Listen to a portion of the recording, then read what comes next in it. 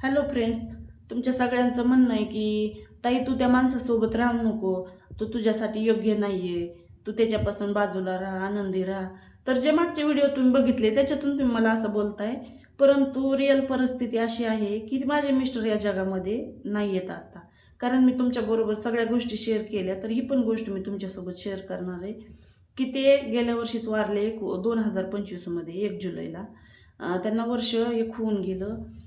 तर ते वारले कसे, मी ह्याच व्हिडिओमधून तुम्हाला सांगते.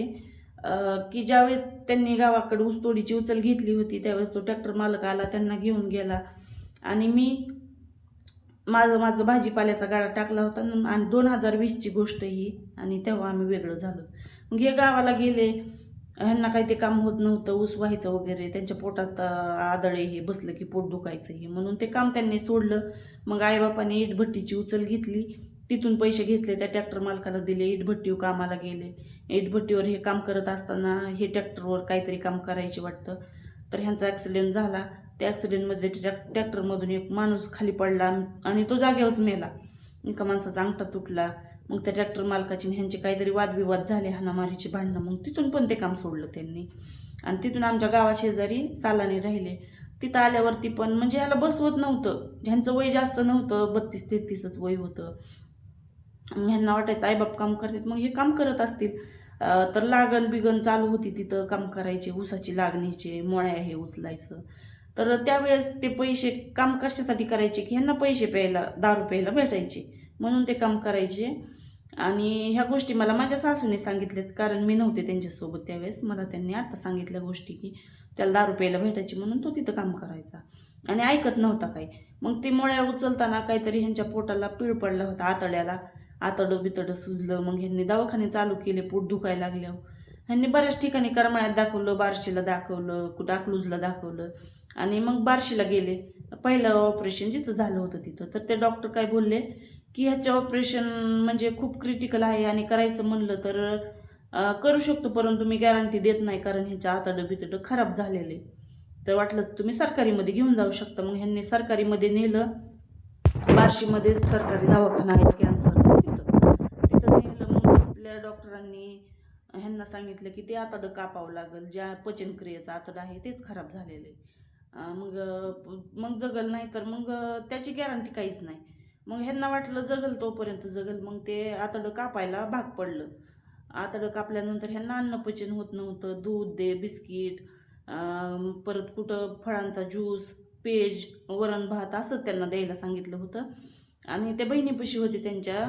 मग त्या बहिणीपाशी राहिले ऑपरेशन झाल्यावर काही थोडे दिवस.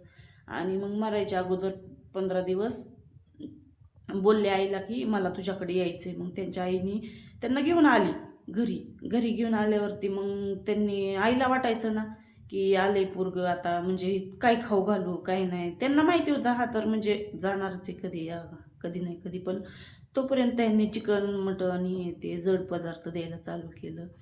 आणि ते दिलं का त्यांना ते पचन झालं नाही, ते पोटात तसंच राहिलं. ते सडलं पोटात आणि त्याचं इन्स्पेक्शन तयार झालं. आणि पोटात आतून पार फुफ्फुसापर्यंत ते इन्स्पेक्शन वाढत वाढत चाललं होतं. मग फुफ्फुसापर्यंत गेल्या ह्यांना श्वास घ्यायला त्रास व्हायला लागला, धाप लागायची ह्यांना. आपण रनिंग केल्यावर कसं दम लागतो तसं दम लागायचा. आणि आईबापाला म्हणजे काय करून काय नाही, तरी त्यांचे दवाखाने चालूच होते बरं का. मग एक दिवशी करमाळ्यात ॲडमिट केलं होतं त्यांनी. मला फोन केला सासूनी की तू ये, त्याची लई तब्येत खराब झाली असं तसं. मग मी पोराला घेऊन आले. म्हणलं ठीक आहे, असू द्या म्हणलं. कारण मी पहिल्या वेळेस त्यांना ऑपरेशन करून नीट केलं होतं, परंतु त्यांचं वागणं बिलकुलही चेंज झालं नव्हतं. म्हणून त्या गोष्टीचा मला राग होता, म्हणून मी ह्यावेळेस दुर्लक्ष केलं होतं.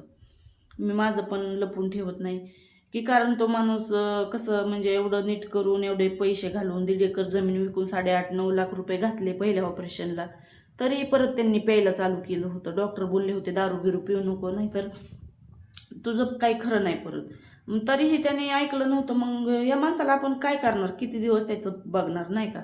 मग ह्या शेवटच्या ऑपरेशनला पण इलाज नव्हता, पैसे नव्हते इलाज करायला, म्हणून त्यांनी राहिलेला 1 एकर पण माझ्या सासऱ्याने विकला. लोकांचं कर्ज होतं ते दिलं, याचा दवाखाना केला. तिथून मग दवाखान्यातून घरी आणले, म्हणजे घेऊन आले. आणि करमाळ्यात परत ॲडमिट केलं. मला फोन केला. मग मी आले पुण्यावरून. वाघोलीत मी राहत होते, KFCत काम करत होते.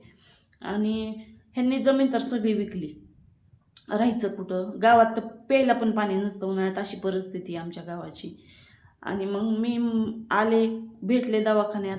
आणि मग त्यांना घरी घेऊन जायचे होते. सासऱ्यांनी घरी घेऊन गेले. आणि मी गेले माझ्या माहेरात, राहिले रात्रभर. आणि सकाळी मी बसने डायरेक्ट पुण्याला आले.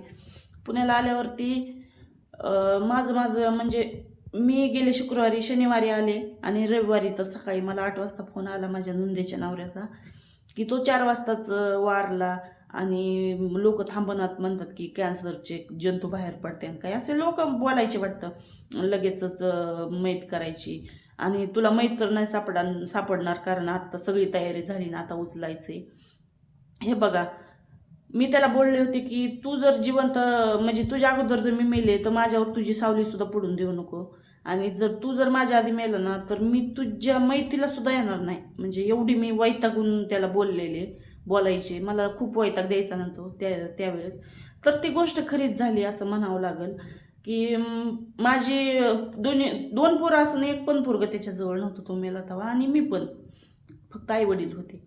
तर त्यांची मैत पण आम्हाला सापडली नाही, कुणालाच नाही. माझं मोठं पोरगं तर गावात होतं, ते संगोबाजवळ आलं, तोपर्यंतच धन दिलं होतं त्याला. ते कळलं, ते घरी पण आलं नाही, ते तिथून तिकडेच रिटर्न माघारी गेलं.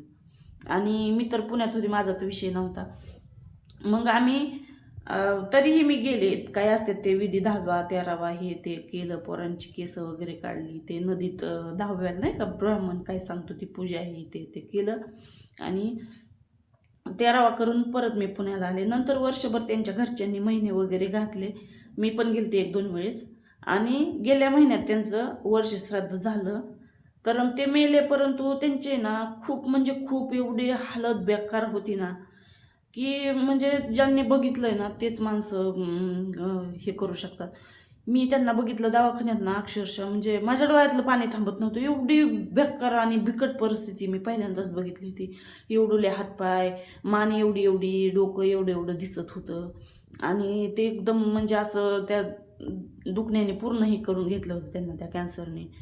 परंतु ते जर चांगले वागले असते तर अजून कमीत कमी 10 वर्षी त्यांना काही झालं नसतं, जर दारू बिरू नसते पिले तर.